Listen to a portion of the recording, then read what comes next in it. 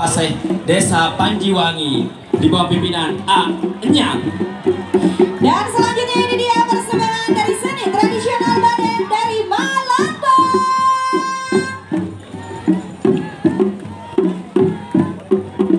Ini dia seni tradisional Baden yang lahir di tahun 1800-an dan seiring dengan meningkatnya syiar Islam dari para wali di Tatar Garut, Baden adalah musik tradisional khas Kabupaten Garut yang terbuat dari potongan bambu surat ditabuh secara bersamaan di bawah pimpinan Bapak Mumun Syafi'i.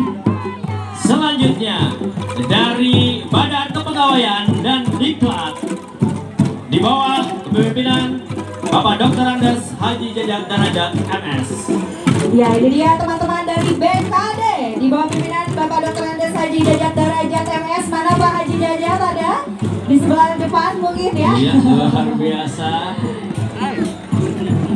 Nah, selanjutnya sudah hadir bersama kami dari Badan Perencanaan Pembangunan Daerah di bawah pimpinan Bapak Dr. Andes Haji Didi Putradi MSI. Luar biasa sekali, kompak sekali ya. Betul. Menggunakan batik berwarna coklat. Coklat ya, beli Betul. aramis gitu ya. Laras pisang.